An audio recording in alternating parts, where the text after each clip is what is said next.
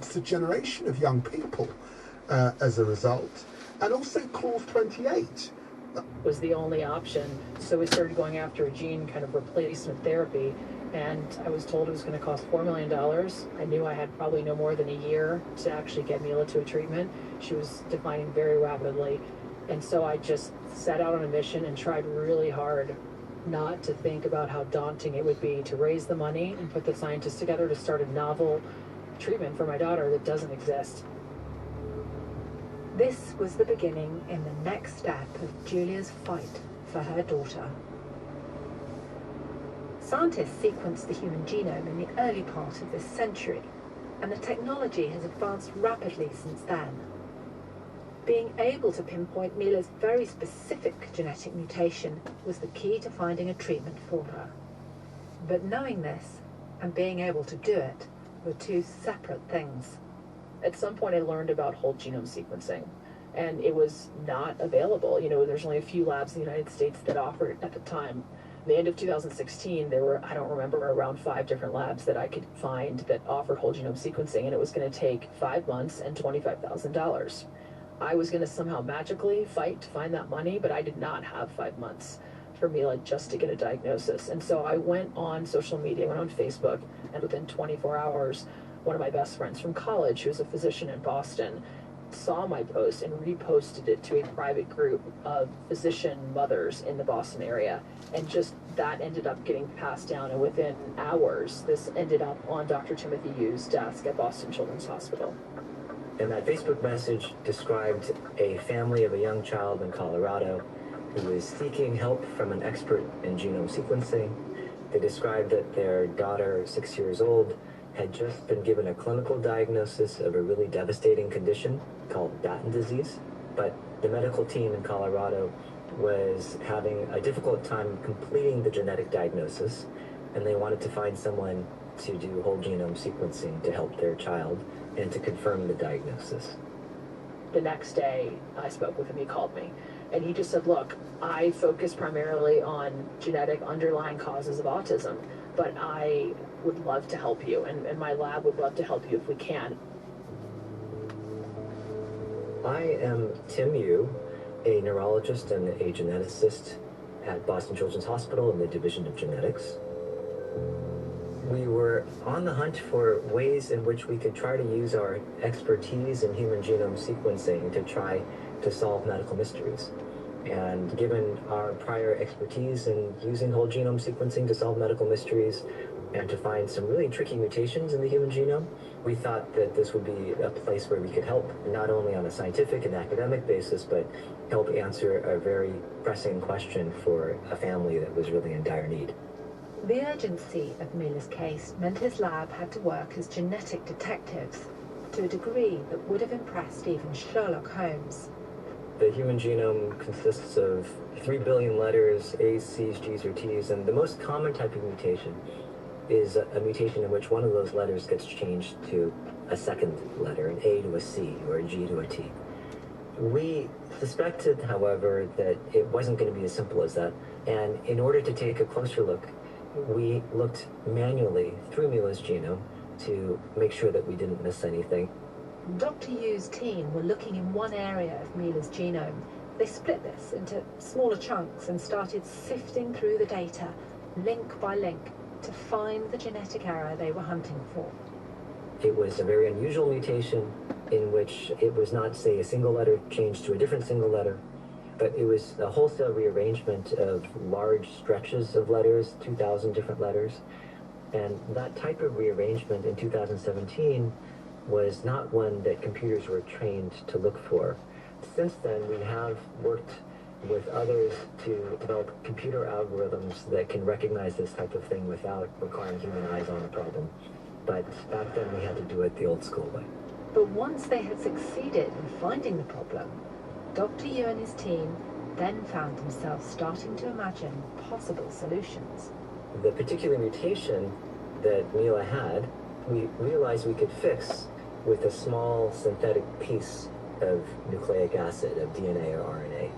And that small synthetic piece of DNA or RNA was a type of fragment of DNA that we refer to as an oligonucleotide, And oligonucleotides are things that in the laboratory we will order all the time. We can look up in a company catalog and go to a website and punch in the sequence for a custom stretch of nucleic acid and then have it delivered to you in a couple of days. And that's something which is old hat for someone like me. And the recognition that in principle that same product that we could order from a research catalog might be applied to fix the fundamental defect in this patient made the path not just theoretical but actually practical. It felt like something that we had done many times before. ASOs are molecules that Tim Yu can order online in much the same way that you or I do the weekly shop, and they have been around for decades. Being a parent of a sick child comes with a steep learning curve, and Julia Vitarello became very knowledgeable about this type of genetic therapy. She has a good way of describing how it works. ASO stands for antisense oligonucleotide, and it's a type of treatment that kind of, in my non-scientific words, acts a little bit like a Band-Aid, and in Mila's case, to cover up her broken mutation that was causing her disease. So now, Tim Yu and his team had a good working hypothesis on how to attempt to halt Mila's decline. But turning that idea into reality was another challenge entirely. Ordering an oligonucleotide and having it arrive in 2 days for a bench experiment is one thing, but developing a drug was something that we had no experience with. We had no experience with the therapeutic application of this. And when it came to using a treatment like this on a child with Batten disease, neither did anyone else. We began thinking about how we would get permission to do this. And in investigating how one would apply for permission to do a trial such as what we were proposing, there really wasn't a path that was fit for purpose. I couldn't find one. In fact, it turns out that one simply just didn't exist. There was not a path for making a custom drug for a patient and then applying for permission to treat such a patient. But there was one avenue open to him. America's Food and Drug Administration has something called a compassionate use pathway. And Dr. Yu thought this might allow him to create a customized treatment for Mila. To get guidance and permission from the country's medicines regulator, he had to call a free phone number, explain his proposition, and wait for a call back. Luckily it came, and they gave him instructions on how to develop a medicine while focusing on the critical safety elements that were relevant for a child with a rapidly advancing disease. All this involved a considerable amount of professional risk on Dr. Yu's part. A year and 1 week after Tim Yu started working with Mila, she and her mother Julia moved to Boston to begin her one-of-a-kind treatment.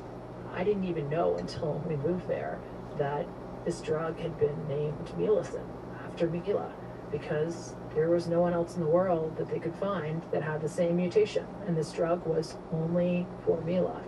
And I didn't know what to expect. Did Milacin work? Well, the answer there, Natasha, is that it did and it didn't. So in that first year, it was just amazing. And I thought, imagine if Mila had received this treatment 2 months before, but when she wasn't having seizures and she was still eating by mouth. Imagine if she received this 2 years before or at birth. And I tried really hard to not go down that path because it wasn't helpful. But considering how well she did at such a progressed state, of course it made me think, what if she received this just even a little bit earlier? I wonder how much of an effect this would have on her. And in the second year, it was very hard for me to tell whether or not Mila was regressing or stable, in the sense that we didn't have a dramatic medical life. She was still virtually seizure-free.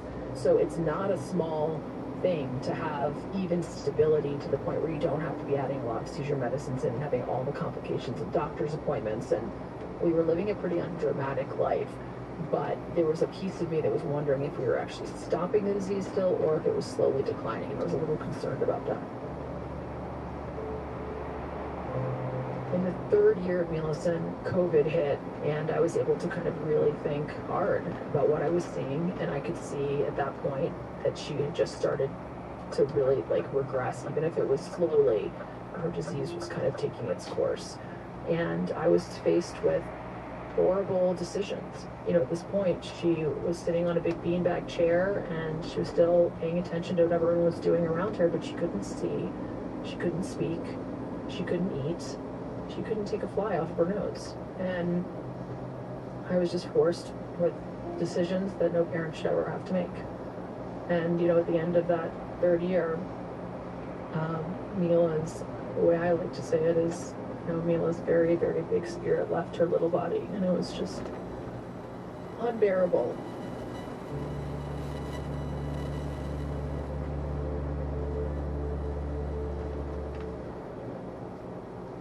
Mila's story is one family's tragic journey, but having spent so many years fighting relentlessly to save her daughter's life, Juliet didn't want to let all that effort end with her daughter's death.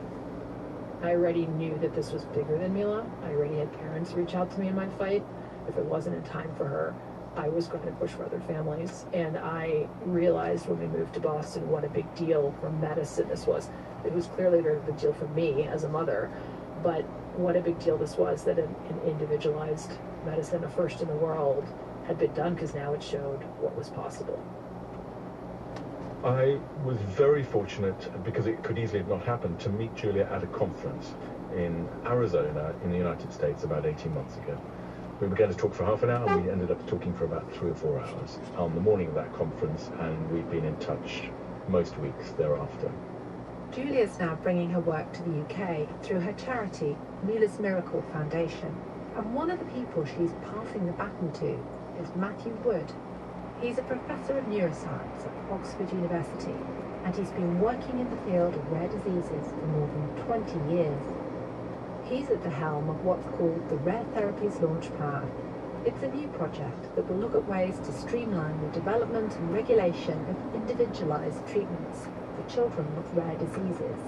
When I first met Julia and began to learn more about her story, it suddenly became obvious that actually doing this in the UK was going to be perhaps easier than doing it anywhere else in the world. We have a really compelling combination, not just